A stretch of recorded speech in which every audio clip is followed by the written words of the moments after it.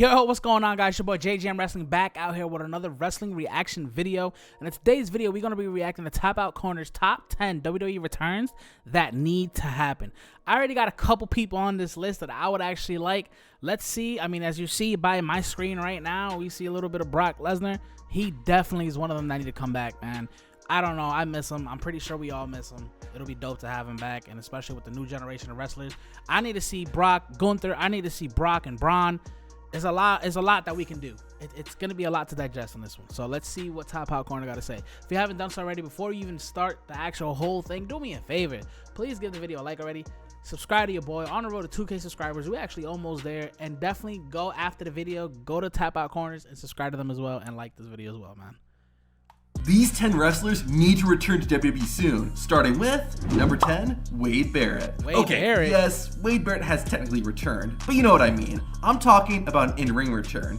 Now, I'm not expecting Barrett to pick up where he left off in 2016, but there's still opportunities for him. For example, I think it'd be cool to see Barrett get involved on NXT, considering he was the winner of the show's first season. Seeing Barrett compete against the current roster could lead to some interesting matches and storylines. Or, what if Barrett started his own faction in NXT? I think that would be a great callback to the Nexus and could lead to some good stories and feuds. Plus, that's not a bad idea. I actually wouldn't be mad about that one. Him starting his own little faction in NXT could be fire. Even though he is a good commentator, I feel like he could be a manager, you know, to somebody that needs that push from a legend like Wade Barrett. Plus, come on, wouldn't it be great to see Bad News Barrett again? I'm afraid I've got some bad news. I knew it. I love when he does that. Number 9, the Boogeyman. You laugh, but I don't. I think Boogeyman was a fun character, and he'd allow for more creative moments. I'm not saying I want him to wrestle every week and be in the main event, but I think there's a role for him as a reoccurring character. What if a wrestler ran... Oh, yo, could y'all really eat worms? I don't even know if I can. ...under the ring in the middle of a match and found Boogeyman under there. Or someone needed a surprise tag team partner, and it was Boogie. I get that WWE and wrestling have evolved, but I think there's still room for more flashy and supernatural characters, and Boogeyman embodies that perfectly. Plus, the man is still in phenomenal shape and can still go, so come on. Number 8, Enzo Amore. Okay, I know this is a bit of a controversial pick, mostly because Enzo Amore himself is a controversial wrestler. Reports and stories have surfaced that he wasn't liked backstage, and even got kicked off a WWE bus during a tour. Of course, what ultimately led to... Damn, bro, if you had to kick me out of a WWE bus when we're on tour and you're leaving me stranded, I'm gonna get you. Cause that's wild, bro. Ain't nobody gonna kick me off the damn bus. Enzo's firing was when he was accused of assaulting a woman, although the charges were later dropped due to insufficient evidence. With all that said, Amore was a very entertaining person to watch. Remember when he roasted the entire cruiserweight division? There weren't many people who could lay a verbal smackdown. Amore really stood out. Enzo doesn't even need to come back just to wrestle. Having him as a mouthpiece for someone would be great. I know that the chances of Enzo returning to WWE are next to zero, especially what happened at Survivor Series 2018. However, I do think there's value that Amore could bring, but this next wrestler could bring just a bit more. Number 7, Mandy Rose. Here's another person who had their WWE career cut short due to backstage controversy. Mandy Rose made her main roster debut in late 2017 and had a solid 4-year run there. However, Rose's career really picked up when she left the main roster and went to NXT. While this could seem like a demotion, it really helped advance her character. Mandy changed her look and formed a new faction called Toxic Attraction. Within a few months, Rose won the NXT Women's Championship and held onto it for over a year. She was a good champion, and it seemed like it was only a matter of time before Mandy Rose would be back on the main roster. However, one day after losing the title, Rose was fired from WWE. The reason was that Mandy Rose had a fan time account, basically the same thing as OnlyFans. While WWE isn't as PG as it once was, they still... I mean, hey, she gotta make her money. You know, you can't even blame her for trying. Still draw the line at adult content. Because of it though, we missed out on seeing this version of Mandy Rose on the main roster. Not only that, but Toxic Attraction itself never got to go beyond NXT. I know WWE's women's division has moved on, but I feel like there's a spot for her and some unfinished business that Mandy has to attend to. Number 6, Gail Kim. While Mandy Rose did get time to shine, Gail Kim never got that. I know it's cliche to say, but Kim was part of the Raw era. During both her first and more so her second run in WWE, Gail Kim was competing in the Divas era. This is when women weren't allowed to do much outside of catfights and hair pulling. That was such an underutilization of her skills. It's a shame because a few years after Gail Kim left, WWE's women's division did a complete 180. While Kim had phenomenal matches in TNA, I can't help but feel there have been a lot of other great matches that fans have missed out on. I don't expect WWE to rehire Gail Kim and make her the new face of their women's division. What I am If I'm not mistaken, though, she was in TNA, and I think she was the announcer, if I'm not mistaken, because I did go to one. And, dude, didn't she quit, or didn't they fire her? I know something happened there. saying is I think Kim could definitely have at least a handful of great matches against the modern women's roster. I also think there's a good story there, with Kim coming back and getting the chance she never had during her initial WWE run. Number 5, Matt Cardona. Formerly known as Zack Ryder, Cardona is almost an entirely different wrestler now when compared to what he was doing in WWE from 2007 to 2022. We always got little glimpses of what the man was capable of, thanks to stuff like his YouTube channel and the brief times WWE actually did utilize him. However, after his release in April 2022, Matt Cardona pretty much reinvented himself. He started Matt Cardona definitely got to come back. I think he is. Not gonna lie. When? Maybe next year, Royal Rumble. Who knows? wrestling all over the globe, as well as winning championships in just about every company he appeared in. Most importantly of all though, Cardona's been able to let his personality shine. I'm not saying Cardona needs to come back and win the world title, no, but I think there's definitely a place for him in WWE right now. Kind of like how Cody Rhodes and Drew McIntyre left WWE and came back bigger stars, I think the same would be true for Matt Cardona. Especially with Cardona's real-life wife, Chelsea Green, currently in WWE, I think there are a number of routes the company could take with a returning Matt Zack Cardona rider. Speaking of someone who totally reinvented themselves, let's talk about number 4, Mustafa Ali. During his final few years with WWE, it felt like the company valued Ali, but bro, I was really rocking when Ali had the braids and he was wearing the fresh J's and he was going against Seth Rollins. I felt like the company was going behind him. That was dope. But then when Brock Lesnar said that shit, I think his stock went a little down.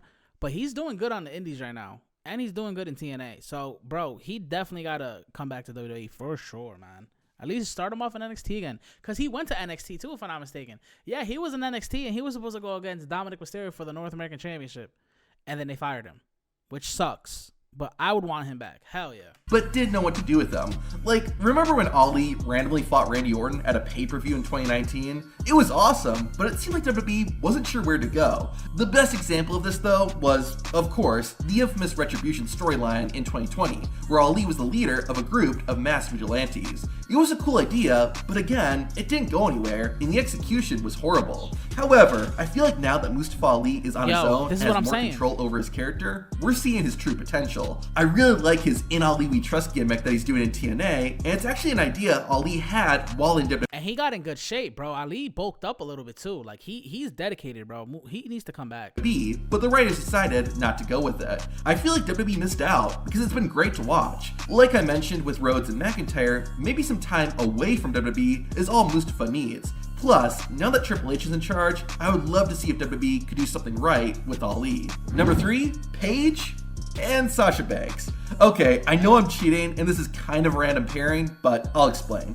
First, I'd like to see Sasha Banks get another run in WWE. One, because her exit was so abrupt, with her walking out of the company in 2022. Second, now that Triple H is in control, I think there are some new possibilities that Sasha may not have had before. On top of all, wasn't she like close though, if I'm not mistaken? I think she was close and she asked for more money than what they were trying to give her, and that's why they didn't come to an agreement, which then AEW, I guess, accepted that. All that, the roster has changed and evolved, so seeing Banks feud and have matches with the current women's roster would open up a lot of possibilities. Now, between Banks and Paige, I definitely would rather see Paige return, mainly because of her career getting cut so short. For those who don't know, in December 2017, Paige suffered a neck injury at a non-televised WWE show. Sadly, it forced Paige to retire from wrestling at the age of 25. But after leaving WWE and joining AEW, Paige recovered and was cleared to wrestle. This allowed her to return to the ring and have a run in AEW, which went from 2022 to 2025. The fact that Paige's in-ring WWE career ended the way it did, and that she can now wrestle again, is a big reason I would love to see her return.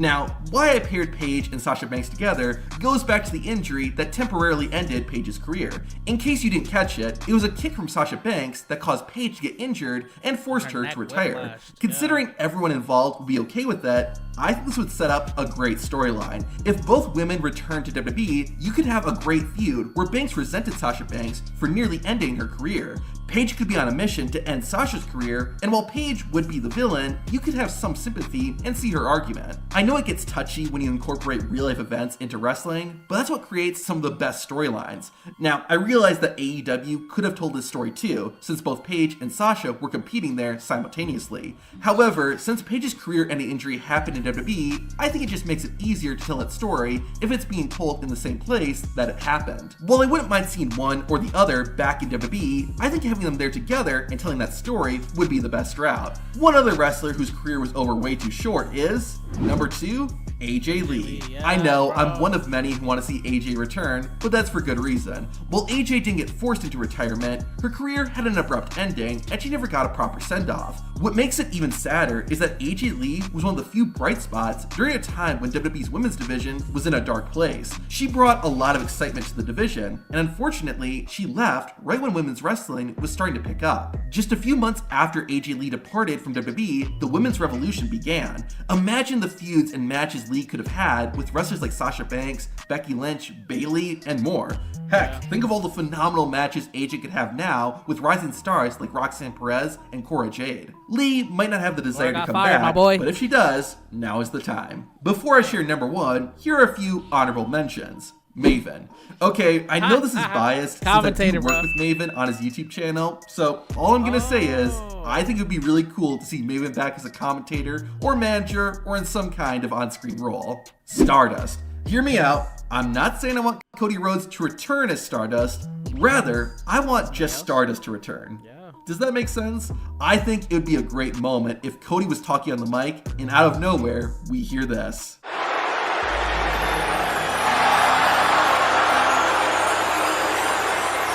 Somebody else come out? That was fun.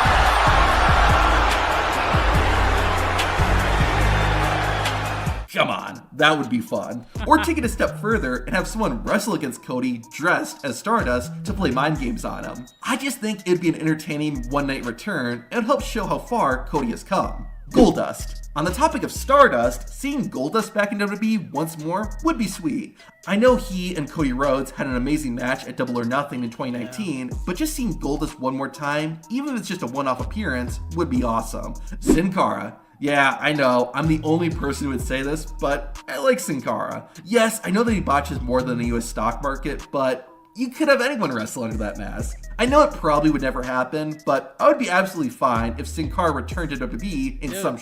I remember when Sin Cara was like a big ass deal back in like 2009, bro. And I actually liked them, and then that whole thing just started to go downhill. Shape or form. Samoa Joe. Joe's run in WWE was kind of a mixed bag. His time in NXT was pretty good, but his run on the main roster was hit and miss. It didn't help either that Joe kept getting hit with injuries during his WWE career. However, now with some time away, I think seeing Joe get one more run in WWE would be great. Alright, and the number 1 wrestler who needs to return to WWE is... Vince McMahon. Okay, I'm kidding. The actual number 1 wrestler who needs to return to WWE is Dean Ambrose. Now Ambrose, or Jon Moxley, is doing... I don't know why I completely forgot about Dean Ambrose. You are right, my boy. This would be fire, bro. He comes back. Oh, man, we could finally have this triple threat main event, bro, in WrestleMania.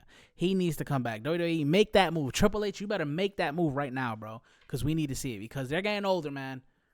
And we already saw Roman Reigns and Seth Rollins and Punk. It'll be dope to see those 3, bro. Maybe add CM Punk in it too. Fuck it. Have it a fatal 4-way. That would be kind of fire. Doing wonderful things in AEW, and I don't see him leaving the company anytime soon. But at some point, he needs to come back to WWE. The company has changed a lot since he left in 2019, with new stars, a new direction, and just a different vibe altogether. While seeing just Ambrose in WWE again would be epic, the reason he gets the number 1 spot is because of the Shield. Yes. They are one of the greatest factions in wrestling history and made WWE enjoyable during a very dull time. We have to see the Shield together one more time before all three men retire, and I feel confident that we will. Something we weren't supposed to see is what's under the ring, but WWE accidentally showed us. To find out what's really under there, watch the video on screen. Yo, shout out to Tap Out Corner, bro, for making a dope ass video, bro. No lie, I ain't gonna lie to you. This video was kind of dope. I definitely agree with you with Dean Ambrose definitely being #1, bro. I definitely want to see the Shield, man. Shield got to come back in action again, bro. You know what I mean? 10W. We definitely gotta get that, man. Shout out to Tap Out Corner for making a dope ass video, guys. If you haven't done so already, subscribe to your boy on the road to 2K subscribers, yes sir. And I'll see y'all in the next one. Peace.